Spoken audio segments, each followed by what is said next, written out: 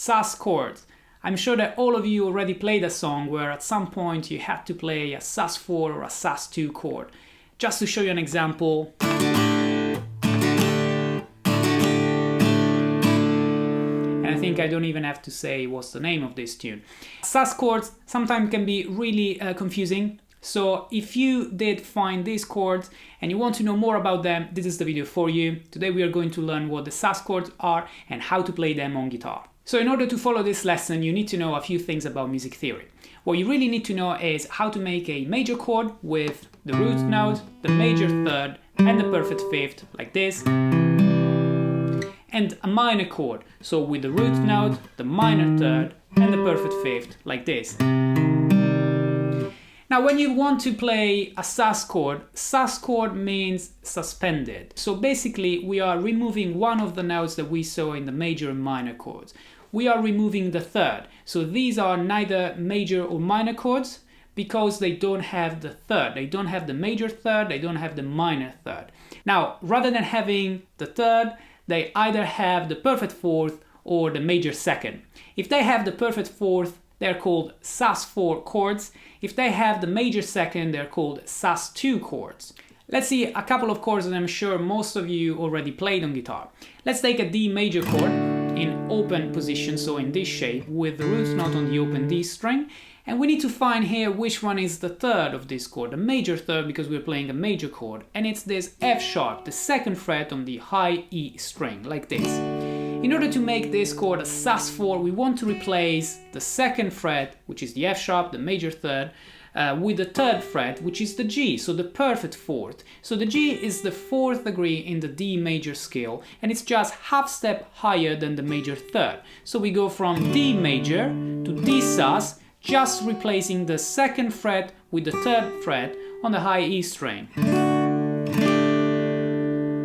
If we want to do now a D sus2, what we do, we still replace the major third, so still the F sharp on the second fret of the high E string, this time with the major second, which happens to be one whole step below. So it's going to be the open E string. E is the major second in the key of D. So this is your D sus2. So once you know the D major, it's very easy to get the Sus4 and Sus2.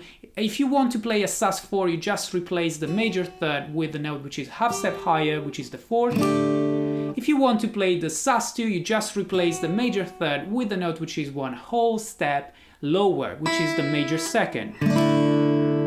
Now, the problem on guitar is that if we have a look at the cage system, which basically means the C, A, G, E, and D shape, the D shape we already played it, we can see that it's not that easy to get the Sus4 and Sus2 on all of the families of chords that I mentioned. This is because when you play these kind of chords on guitar, you're not only playing the three notes of the triad, like root note, major third, and perfect fifth, you are also repeating some of these notes one octave higher, for example, like in the C major when you repeat the octave, so the root note one octave higher, which is the first fret on the B string, and the third, which is the open string, the open high E string, like this.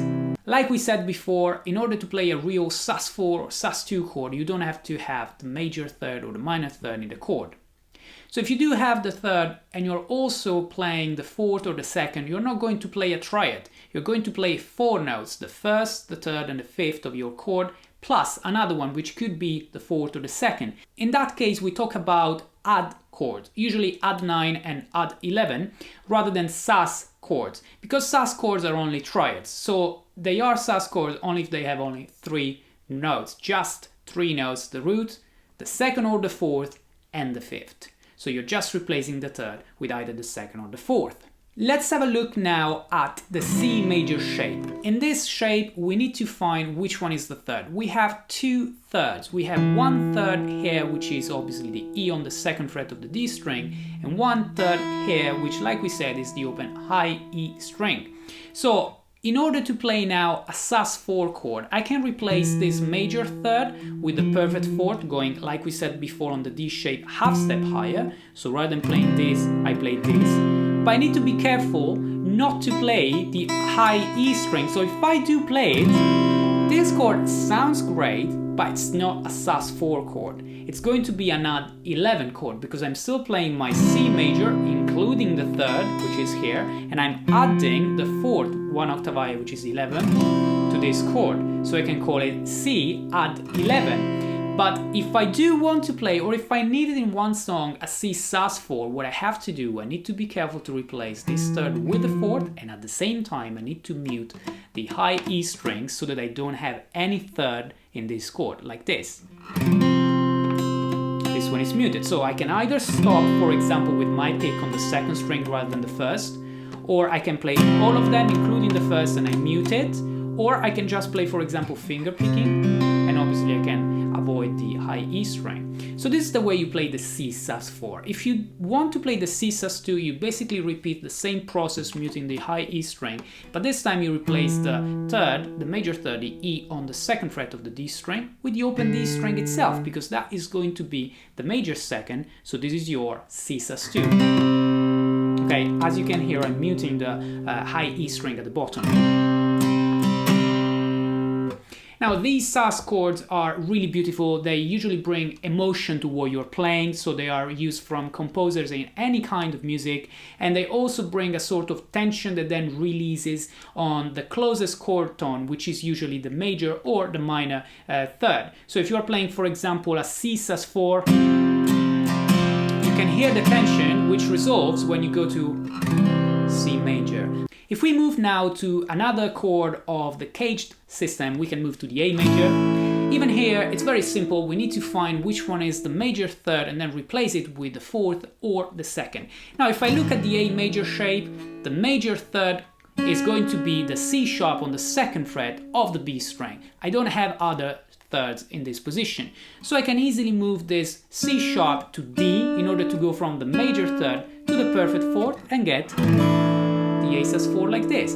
But if I do want to play an A Sus2, I will do the same process, going now from the C sharp, second fret of the B string, to the B string itself, so one whole step below, in order to play the major second like this. And this is going to be your A Sus2. Now, the beautiful thing about the A shape is that since this is one of the most common shapes that you're going to play in order to play bar chords, you can move these two positions, the Sus4 and the Sus2, anywhere you want when you play a bar chord. So if you're playing a C sharp, you can play a C sharp Sus2, just moving the A Sus2 shape. Or if you want to play a C sharp Sus4, you just play this, just moving the A Sus4 shape. Let's have a look now at a more difficult shape, the G shape. Now, when you play the G shape, you can either play the G shape like this or like this. But if you play this one, you're going to have only one major third, which is this one on the second fret, the B note on the second fret of the A string. Or if you play this position, you actually have two major thirds, one here and one is the open B string, which is obviously the major third in G. So normally what we do, we look for the fourth degree, so in order to play a G Sus4, playing the first finger on the B string. This note is a C, and C is the fourth degree in the G scale. And what you do, again, you want to avoid playing this B here, which is going to be your major third. Otherwise, even if this chord sounds good, it's not really a Sus4. It is a G major, because you're playing the full G major, add 11, because you are adding the fourth degree rather than playing the Sus4. So if you want to play a Sus4, you need to make sure that you remove this finger and you mute the A string. It's very easy. The ring finger, which is playing the root note, is going to actually mute the A string, and it sounds like this.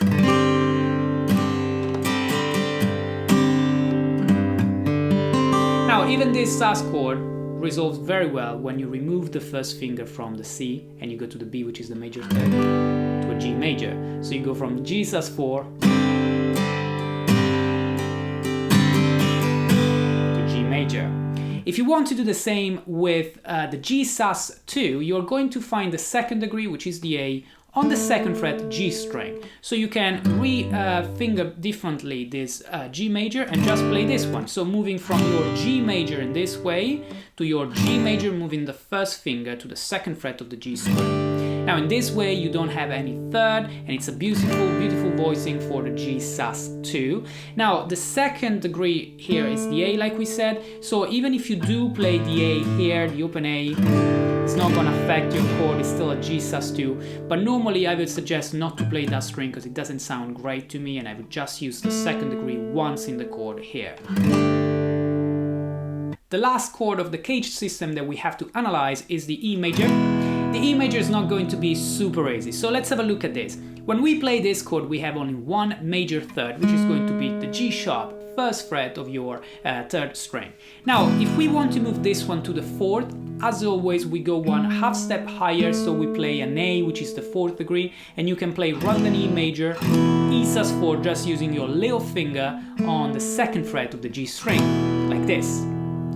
If you do want to play a Sus2, we can't go now one whole step below the major third, the G sharp on the first fret, because obviously I can only go a half step lower in order to play the open string, and this is an E minor, but I can't go another half step lower to play the Sus2, to play the second degree.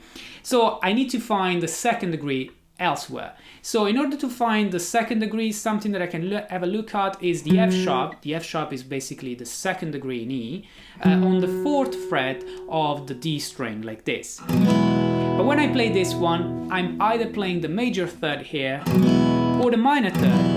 Now both these chords sound great, but again they're not Sus chords. They are either E major Add9 or E minor Add9.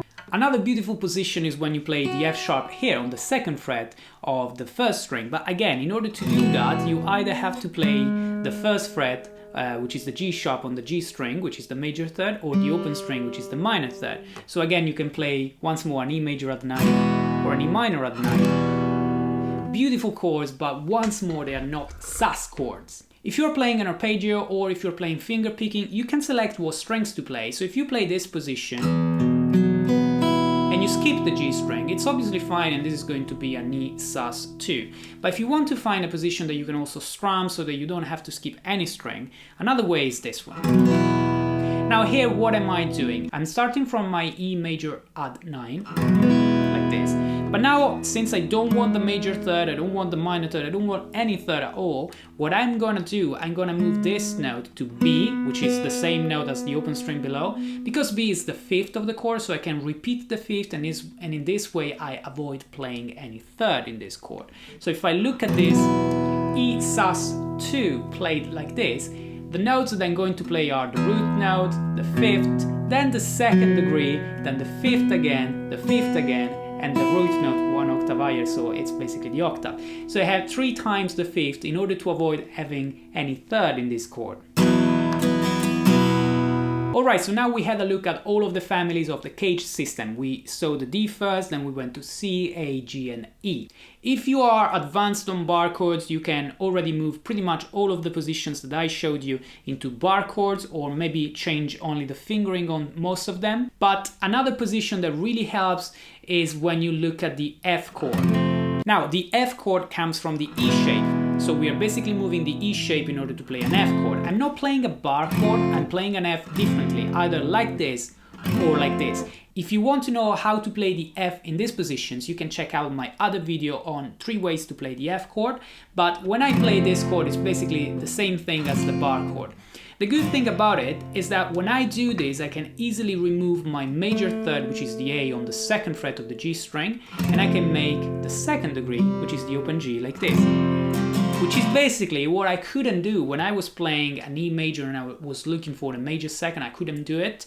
Now when I'm playing an F, I can easily do that using the open G. If I want to play an F Sus4, I will start from this other position of the F that you can find in the same video.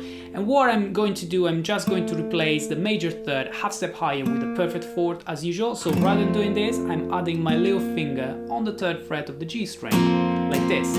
So I start from an F major, and then I go to an F Sus4. So in this way you have F Sus2 position and F Sus4. This position is also very helpful if you know some triad positions. So for example, if you want to play a C in triad shape, root, major third and fifth, and maybe repeat the octave, like this, what you can do, you can play your Sus4 chord in this way, so like we did in the F, adding the fourth with your little finger. Or if you want to play the second, which is here, you do the same thing that we were doing in the previous chord, just basically moving everything in this way and playing this position. sounds great when you're doing just an arpeggio. But again, if you want to play other bar chords, Sus4 and Sus2, you can, for example, move together with the A shape that we already looked at. We can move the E shape, and you can play any Sus4 chord in the same way as you play the E Sus4. You can play A Sus4, G Sus4, and so on. Or if you want to play something a little bit harder, you can play any bar chord with the Sus2 position in E shape, doing the same thing that we were doing on the F before. So you find your root note, for example, I don't know, a B flat here, and what you're gonna do is basically this position. Hopefully this is not too hard. I'm sure that with a little bit of practice you can master this as well. So guys, these are all of the positions you really need on guitar to play Sus4 and Sus2 chords. Obviously, you can always find alternative fingerings and alternative voicings and positions when you look for chords on guitar. But with these chords, with these positions, you should be able to manage to play pretty much any song with Sus chords. I know this lesson was a little bit more technical and involved a little bit more of knowledge of the fretboard in order to find the notes that I mentioned when I was playing the chord positions. So if you have any questions about any of the notes of the chords or the positions that I mentioned, please leave them in the comment section below. Do the same if you have any questions about the Sus chords and the way they add emotion or tension to the songs or the chord progressions that you're playing. If you did enjoy this video, smash the like button and subscribe to this channel so you don't miss any other video like this one. If you know other positions for the Sus chords, leave any idea in the comment section below as well. This was The Bearded Guitarist. Thanks for watching. I'll be seeing you in the next lesson.